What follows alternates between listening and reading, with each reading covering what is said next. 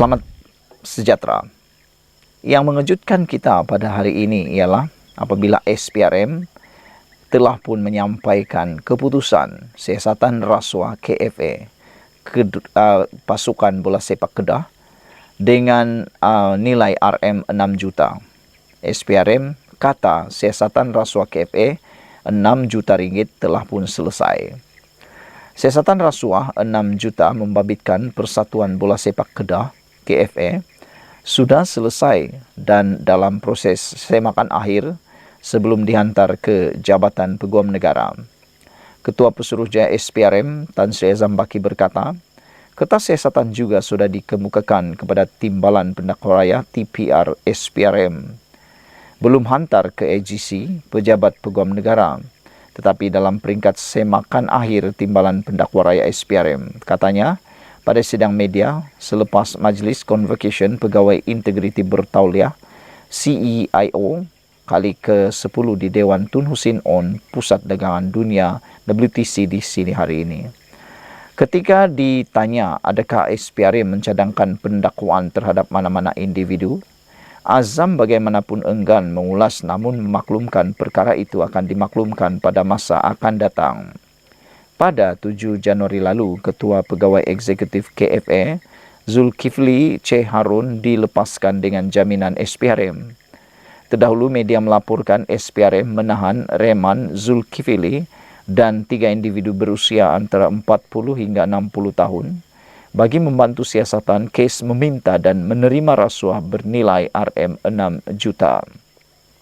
Wang rasuah berkenaan dipercayai sebagai alasan bagi membantu seorang pemilik syarikat mendapatkan tender projek pembinaan litar lumba dan pengurus projek mengoperasi serta menyelenggara 5 loji takungan air di Kedah.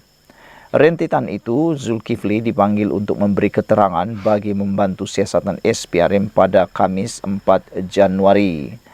Saudara-saudara sekalian, SPRM patut siasat pelobi projek konsensi, kata Sanusi di dalam laporan pada 10 Januari 2024. Datuk Seri Sanusi mempersoal tindakan SPRM yang tidak menyiasat seorang individu yang didakwa menjadi pelobi kepada sebuah syarikat bagi mendapatkan konsesi rawatan air di Kedah. Menteri Besar Kedah itu berkata agensi itu sepatutnya memfokuskan siasatan terhadap individu terbabit dan bukannya ke atas Persatuan Bola Sepak Kedah KFA. Jelasnya, kejadian ini bermula apabila syarikat yang mendapat konsensi rawatan air 3 tahun lalu cuba melobi kerajaan negeri melanjutkan tempoh konsensi berkenaan. Bagaimanapun, tiada rundingan terus dibuat antara pelobi dan kerajaan negeri dan kita tak tahu apa dia janji kepada syarikat, kata Sanusi. Manakala pada 6 Januari tahun 2024 pukul 4.22 petang, Sanusi telah pun berjanji akan mahu membongkar plot sebenar berkaitan dengan siasatan terhadap Ketua Pegawai Eksekutif Persatuan Bola Sepak Kedah membabitkan isu rasuah. Namun, hingga ke hari ini, saya belum menemukan penerangan ataupun pendedahan daripada Sanusi berkaitan plot sebenar yang berlaku dalam pelbagai isu termasuk penahanan Reman, Ketua Pegawai CEO, Pegawai Persatuan Bola Sepak Kedah membabitkan isu rasuah. Menteri Besar Kedah itu mendakwa keadaan berlaku ketika ini adalah kezaliman pihak tertentu yang menggunakan agensi kerajaan untuk tujuan politik dan kepuasan peribadi, kata beliau. Saudara-saudara sekalian, walau bagaimanapun yang pastinya SPRM sudah menyiapkan kertas siasatan berkaitan dengan rasuah KFA 6 juta ringgit itu, dan apabila SPRM kata sudah selesai dan dalam proses akhir sebelum dihantar ke Jabatan Peguam Negara, maknanya adalah sesuatu yang bakal berlaku dan telah ditemui oleh SPRM. Semoga segala-galanya akan terungkai akhirnya. Sekian dulu untuk kali ini. Jangan lupa tinggalkan komen Anda, tekan butang subscribe. Kita jumpa lagi. Bye-bye. Selamat sejahtera. Kes Pangko akhirnya didedahkan. Akhirnya selesai. SPRM sudah panggil bekas Menteri Keuangan era tahun 2020 hingga 2021.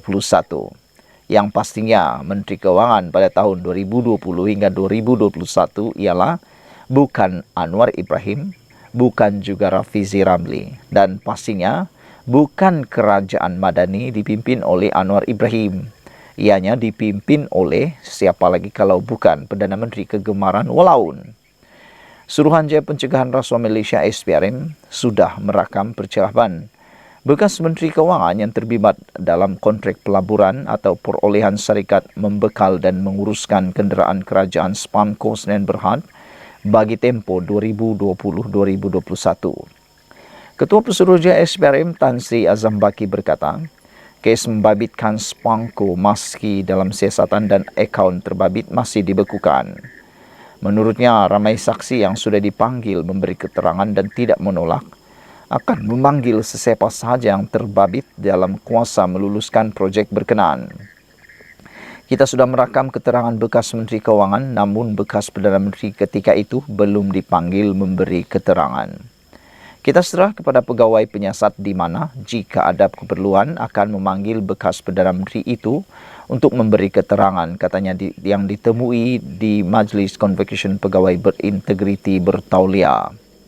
Azam Baki berkata menjadi tanggungjawab beliau sebagai Ketua Pesuruhjaya SPRM untuk melaksanakan kerjanya berdasarkan undang-undang aduan dan tomahan yang diterima pihaknya. Buat masa ini, ia adalah tanggungjawab saya di mana apa saja yang diberi aduan kepada kami akan disiasat, katanya. Mengulas lanjut, Azam berkata, siasatan kes Spanco kini menjurus kepada kontrak pemerolehan antara tahun 2020 hingga tahun 2021. Sehubungan itu, katanya, pihaknya sudah merakam percakapan Menteri Keuangan ketika itu selain tidak menolak kemungkinan melakukan prosiding sama ke atas bekas Perdana Menteri bagi tempo sama.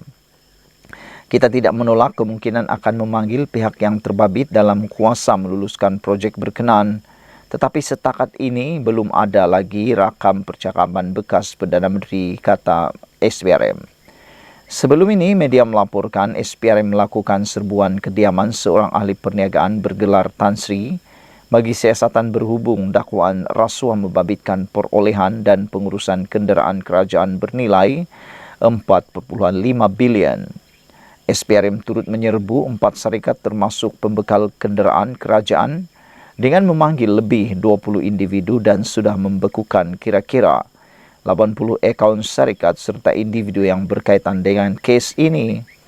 Perdana Menteri Datuk Seri Anwar Ibrahim sebelum ini juga menyifatkan kontrak perolehan Spanco hanya merugikan negara. Sekian dulu untuk kali ini. Jangan lupa tinggalkan komen anda untuk isu kali ini. Agak-agaknya siapakah Menteri Keuangan yang sudah dipanggil itu? Dan adakah bekas Perdana Menteri era tahun 2020-2021 akan dipanggil juga?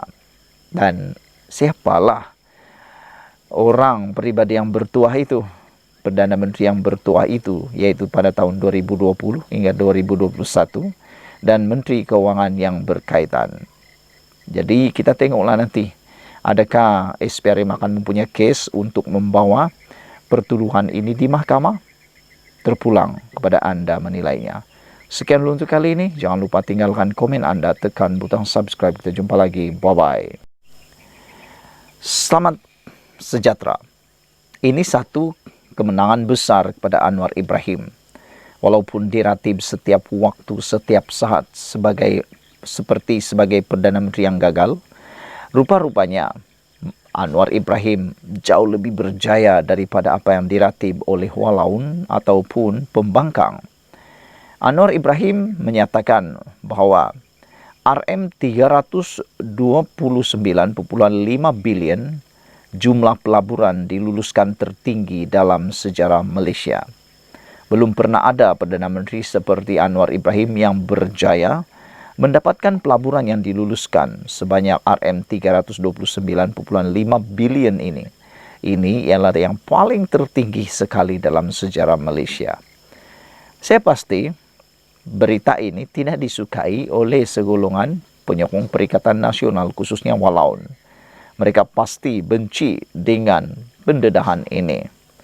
Malaysia mencatatkan jumlah pelaburan diluluskan tertinggi dalam sejarah negara.